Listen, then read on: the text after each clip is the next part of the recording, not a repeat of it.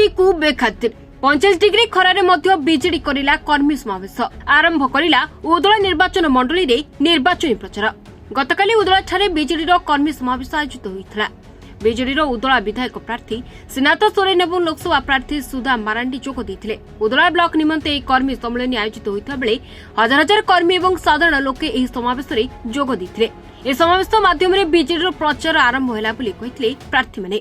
आगामी निर्वाचन बैतरणी किपरि पार हेबे सेने किपरि समस्ते उभय विधानसभा और लोकसभा पई बीजेडी को भोट देबे सेथिपई समस्त को गुहारी करथिले। ए समावेश रे बीजेपी उपरे बरसिथिला बीजेडी एपरिकी किपरि डबल इंजिन रो वार्ता दे बीजेपी साधारण लोकन को भकुआ बनाउछि सेने निर्वाचनी सभा रे बरसिथिले बीजेडी नेता और कर्मी। एपरिकी किपरि राज्य सरकार विभिन्न क्षेत्र में समस्त साहाय्य सहयोग कर आधार करी नवीन पट्टनायक को षष्ठ थर मुख्यमंत्री करने को आह्वान देते बीजेडी नेता। पंचायत निर्वाचन फली एथर बीजेपी को पोछि देबाकू निज वक्तव्य कहते सुदाम। उदला निर्वाचन मंडल समस्त भोटर्स भाई को बहुत धन्यवाद देवी। एभली परिस्थिति भी से आसी पहुंचती खरा भी टे हो सत्वे बहु संख्यार युवक छात्र महिला कृषक समस्त आसिक एकाठी होती बहुत बहुत धन्यवाद देवी। सेठू जनापड़ी माननीय मुख्यमंत्री को भल पाइबा और माननीय मुख्यमंत्री को विकास धारा कौटी ना कौटी आम जिला सहित सारा ओडिशा लोक प्रभावित होती आज विपुल जनसमर्थन मिली से समस्त को ब तरफ दल तरफ व्यक्तिगत भाव सम्मान श्रद्धा एवं प्रणाम जनाइबी।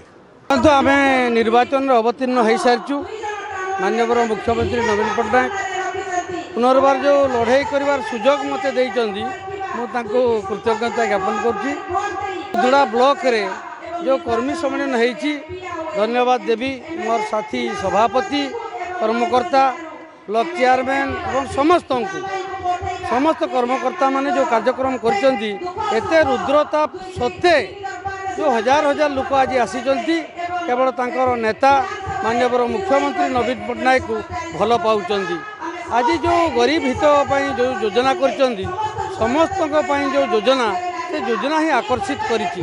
तेणु आगामी दिन में विजु जनता दल उदला ब्लॉक रे सेमती किसी समस्या नहीं समस्ते निष्पत्ति नहीं जे माननीय मुख्यमंत्री नवीन पट्टनायक को षष्ठ थर केमती मुख्यमंत्री करेंगे से खसड़ा तैयारी प्रस्तुत चली। उदला दीपक मिश्र रिपोर्ट महाभारत लाइव।